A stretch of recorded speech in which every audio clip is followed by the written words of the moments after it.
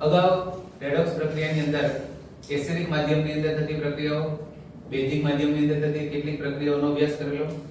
ત્યારબાદ આગળ વધીએ, જેની અંદર આપણે એક ઉદાહરણ આપેલું છે CO2S SO4 2 gives CO SO2 માધ્યમ છે એસિડિક.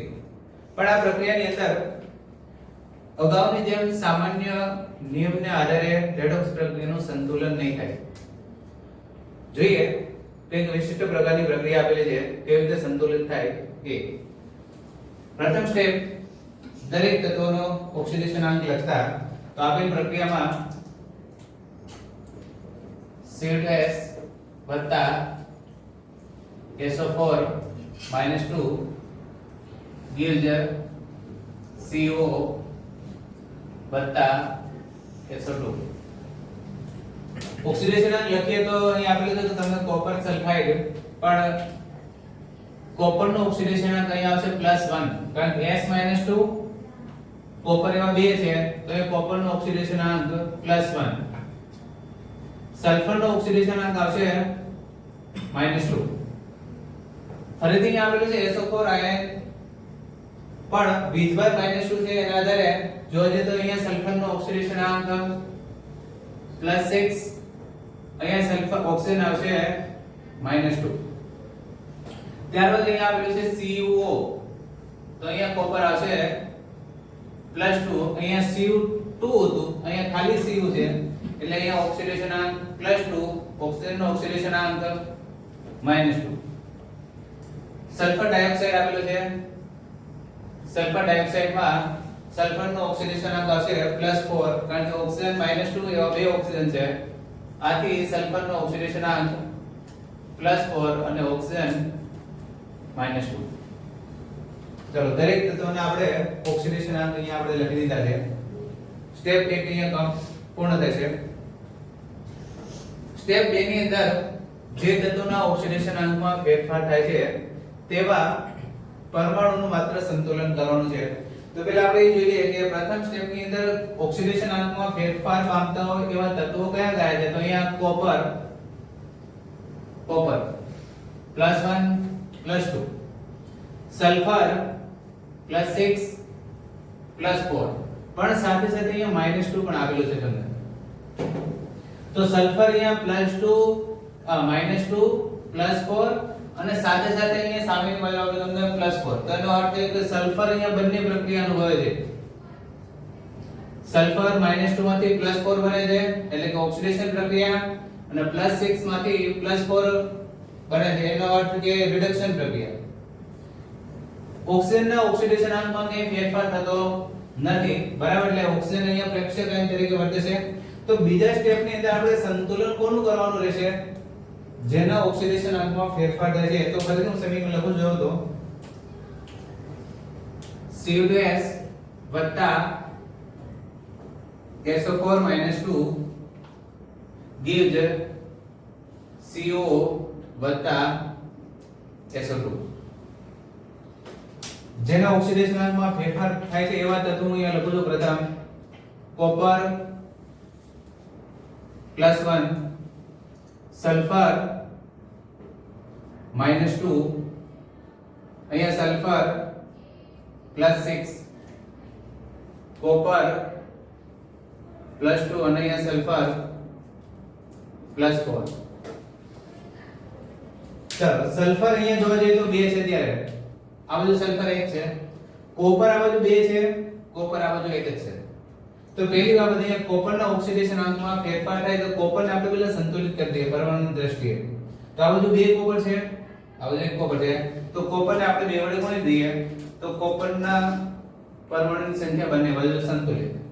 પણ સલ્ફર માટે જોઈએ તો સલ્ફર માટે અહીંયા વધારાનો તમારે હવે જમણી બાજુ, આ બાજુ 2 સલ્ફર ઓલરેડી છે, એક સલ્ફરનું ઓક્સિડેશન થતું હોય તો બીજા સલ્ફરનું રિડક્શન થવું જોઈએ, બરાબર.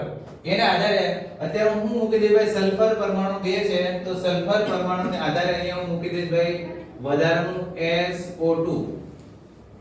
બરાબર, આવું કરવાની જરૂરિયાત કેમ પડી કે બંને સલ્ફર પરમાણુ ઓક્સિડેશન અને રિડક્શન પ્રક્રિયા અનુભવતા હતા. તો આ બધું 2 સલ્ફર છે તો અહીંયા એક સલ્ફર અને વધારાનો એક સલ્ફર ઉમેરવાની જરૂરિયાત પડશે. તો અહીંયા પરમાણુનું સંતુલન કરતા આપણે લખી દઈએ શું કરવાની જરૂરિયાત પડશે. ડાબી બાજુ આ પ્રક્રિયા માટે જમણી બાજુ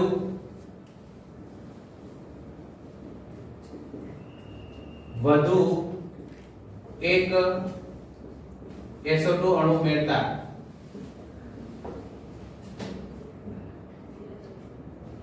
ચાલો SO2 નો અણુ ઉમેરી દીધો તો બંને બાજુ સલ્ફર પરમાણુ જેના ઓક્સિડેશન આંકમાં ફેરફાર થાય એવા સંતુલિત થઈ ગયા છે. આગળ નંબર 3 ત્રીજા સ્ટેપ ની અંદર લખીએ તો ઓક્સિડેશન અને રિડક્શન પ્રક્રિયા નક્કી કરતા ઓક્સિડેશન આંકના ફેરફારના આધારે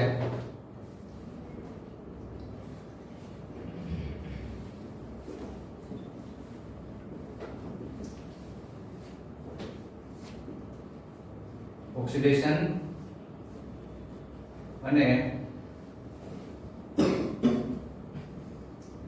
રિડક્શન પ્રક્રિયા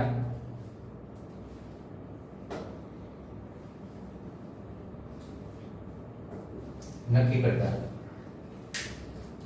ટોટલ ઓક્સિડેશન આંકમાં ફેરફાર આપણે લખી દઈએ. બીજું સ્ટેપ છે તો કોપરની સંખ્યા અત્યારે 2 છે તો આને 2 વડે ગુણવું પડશે. તો ઓક્સિડેશન આંક થઈ જશે +2. અહીંયા ફરીથી 2 વડે ગુણાય છે એટલે અહીંયા ઓક્સિડેશન આંક થઈ જશે +4. આ સલ્ફર એક જ છે એટલે કે કોઈ ગુણવાની જરૂરિયાત નથી. બરાબર કદાચ અહીંયા પૂછે તો અહીંયા સલ્ફરનો ઓક્સિડેશન આંક કેટલો આવી જશે +4 જ આવશે. ચાલો કમ્પ્લીટ થઈ ગયું. જેના ઓક્સિડેશન આંકમાં ફેરફાર થતા તેવા પરમાણુ સંતુલિત થઈ ગયા. અને બીજી ખાસ બાબત અહીંયા કે જો 2 CO2 હોય તો તમારે 2 વડે ગુણવાનું ભૂલવાનું નથી. તો બંને બાજુ જ્યાં 2 આગળ મૂકેલા હતા એમના કુલ ઓક્સિડેશન આંક આપણે લખી દીધા છે. ઓક્સિડેશન અને રિડક્શન પ્રક્રિયા નક્કી કરીએ તો અહીં આપેલું છે તમને CO2S વત્તા SO4 - 2 gives 2CO વત્તા SO2 વત્તા SO2. જોવા જઈએ તો કોપરના ઓક્સિડેશન આંકમાં આપણને પ્રથમ દેખાય છે કે ઓક્સિડેશન આંકમાં +2 માંથી બનશે +4. +2 અહીંયા કોપર આવશે. ટોટલ ઓક્સિડેશન આંક +4.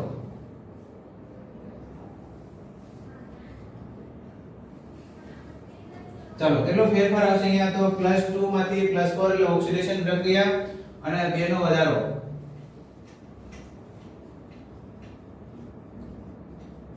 પણ હવે સલ્ફર અહીંયા સલ્ફરનો ઓક્સિડેશન આંક છે -2. અહીંયા સલ્ફરનો ઓક્સિડેશન આંક છે +6. અહીંયા સલ્ફરનો ઓક્સિડેશન આંક લઈએ તો આવશે +4 અને ફરીથી પણ +4 જ છે. પણ હવે -2 માંથી +4 એટલે પ્રક્રિયા કઈ છે ફરીથી ઓક્સિડેશન જ. -2 માંથી +4 પ્રક્રિયા કઈ થઈ ઓક્સિડેશન. તો હું અહીંયા ફરીથી ભાઈ આમની સાથે જોડી દઈશ. હવે અહીંયા સલ્ફર આ પ્રક્રિયા પણ કઈ થઈ ઓક્સિડેશન પ્રક્રિયા. તો ઓક્સિડેશન પ્રક્રિયા 1 ઓક્સિડેશન પ્રક્રિયા 2 બરાબર કેટલો વધારો તો -2 માંથી +4 એટલે 6 નો વધારો. ચાલો તમારી સામે 2 ઓક્સિડેશન પ્રક્રિયાઓ શક્ય છે. અને નંબર 2 હવે જે આપણે વધારાનો પ્લસ ઉમેરેલો છે સલ્ફરનો એટલે કે SO2 અણુ એનો ઓક્સિડેશન આંક અત્યારે +4 જ છે. તો હવે એની અંદર શું થશે -6 માંથી +4 તો રિડક્શન પ્રક્રિયા -6 માંથી +4 તો પ્રક્રિયા કઈ આવશે આ રિડક્શન. કેટલો ઘટાડો થશે 2 નો ઘટાડો. બરાબર સલ્ફર +6 માંથી +4 2 નો ઘટાડો. અને ઉપર 2 ઓક્સિડેશન પ્રક્રિયાઓ થઈ. એક કોપર પણ ઓક્સિડેશન પ્રક્રિયા અનુભવે છે અને સાથે સાથે સલ્ફર પણ ઓક્સિડેશન પ્રક્રિયા અનુભવે છે.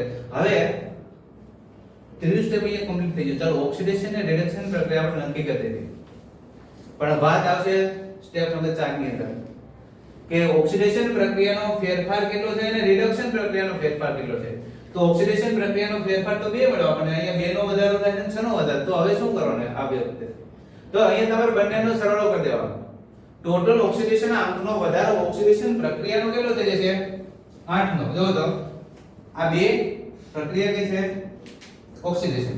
તો ઓક્સિડેશન પ્રક્રિયામાં જેટલો ફેરફાર થતો એ ટોટલ ફેરફાર લખી દઈએ. તો ટોટલ ફેરફાર અહીંયા કેટલો થઈ જશે? કુલ ફેરફાર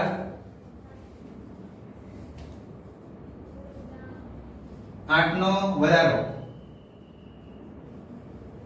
ઓક્સિડેશન પ્રક્રિયામાં ટોટલ 8 નો વધારો થશે અને રિડક્શન પ્રક્રિયામાં 2 નો ઘટાડો થશે. બરાબર. તો હવે ચોથા સ્ટેપ ની અંદર ઓક્સિડેશન અને રિડક્શન પ્રક્રિયા ઓક્સિડેશન આંકના ફેરફારને સંતુલિત કરવા માટે ઓક્સિડેશન અને રિડક્શન પ્રક્રિયાના આધારે ઓક્સિડેશન આંકના ફેરફારને સંતુલિત કરવા માટે કઈ પ્રક્રિયાને કેટલા વડે ગુણવું પડશે? તો તમારે અહીંયા રિડક્શન પ્રક્રિયાને 4 વડે ગુણવાની થશે. તો લખી દઈએ સંતુલિત કરવા રિડક્શન પ્રક્રિયાને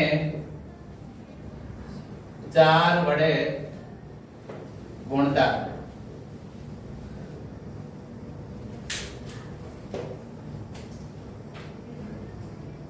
CO2S વત્તા SO4 - 2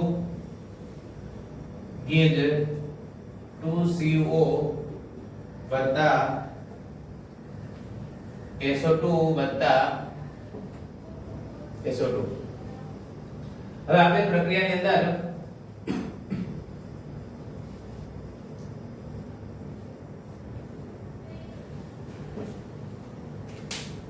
રિડક્શન પ્રક્રિયાને આપણે 2 વડે ગુણવાની થશે, સોરી 4 વડે ગુણવા થશે. કેમ કે SO4 - 2 માંથી SO2 જે ફેરફાર +6 માંથી +4 દર્શાવે એટલે 2 નો ફેરફાર છે. આથી આપણે 4 વડે ગુણીશું તો રિડક્શન પ્રક્રિયા એટલે અહીંયા 4 વડે ગુણીશું અને આ SO2 અણુને 4 વડે ગુણીશું. ચાલો હવે અહીંયા બંને બાજુના ઓક્સિડેશન આંકના ફેરફાર ટૂંકમાં ઓક્સિડેશન ને રિડક્શન પ્રક્રિયાના ફેરફારને અહીંયા તમારે સંતુલિત કરવાનો છે ઓક્સિડેશન આંકના આધારે. અને છેલ્લા સ્ટેપની અંદર માધ્યમ આપેલો છે આપણને એસિડિક માધ્યમ હોવાથી પ્રક્રિયાની અંદર H+ અને પાણીના અણુ ઉમેરી ટોટલ પરમાણુઓ વીજભાર અને પ્રેક્ષક આયનોને સંતુલિત કરતા. ચલો અંતિમ સ્ટેપ લખીએ CO2S વત્તા 4SO4 - 2 gives 2CO વત્તા SO2 વત્તા SO2, સોરી 4SO2.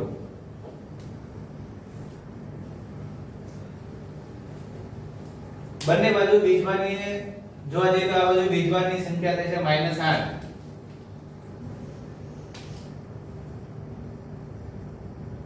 આ બાજુનો વીજભાર છે ભાઈ -8, આ બાજુ કોઈ વીજભાર છે નહીં 0. તો હવે -8 વીજભાર ને આપણે શું ઉમેરી શકીએ છીએ? ભાઈ એસિડિક માધ્યમ છે તો H+ ઉમેરી શકીએ. તો -8 છે આ બાજુ અને આ બાજુ 0 છે તો શું કરી શકાય અહીંયા? તો ડાબી બાજુ આપણે જો 8H+ ઉમેરી દઈએ +8H+, તો -8 અને +8 ટોટલ વીજભાર શૂન્ય થઈ જશે. બરાબર. બંને બાજુ અહીંયા 0 છે તો આ બાજુ 0 કરવા માટે -8 હતું તો +8 ઉમેરી દઈએ તો વીજભાર સંતુલિત. ચલો હવે હાઇડ્રોજન પરમાણુ આપણે અહીંયા થયા 8. ડાબી જમણી બાજુ કોઈ હાઇડ્રોજન પરમાણુ છે નહીં. 8 હાઇડ્રોજન પરમાણુ ઉમેર્યા હોય તો એના આધારે પાણીના અણુ કેટલા ઉમેરવા પડશે? પણ એના પહેલા આપણે જોઈએ કોપરના પરમાણુ કેટલા છે? તો કોપર અહીંયા Cu2O, બરાબર. તો કોપર અહીંયા 2 છે. સલ્ફર અહીંયા 4 છે અને 5 છે. તો સલ્ફર અહીંયા 4 અને 5 છે. ઓક્સિજન પરમાણુ જોઈ લઈએ. 4 × 4 એટલે 16. તો અહીંયા ઓક્સિજન આ 2 ને 2 4 4 ને 8 12 ઓક્સિજન પરમાણુ છે અને આ બાજુ 16 છે. તો સામેની બાજુ 4H2 ઉમેરી દઈએ. 4H2 ઉમેરીશું તો અહીંયા જો બંને બાજુ વીજભાર પણ સંતુલિત છે. હવે ઓક્સિજન પરમાણુ પણ સંતુલિત છે, કોપર પણ સંતુલિત છે, સલ્ફર પણ સંતુલિત છે અને સાથે સાથે બંને બાજુનો વીજભાર 0 0 પણ સંતુલિત છે. તો આપેલ પ્રક્રિયા સંતુલિત થઈ જશે. તો અહીંયા આ પ્રક્રિયા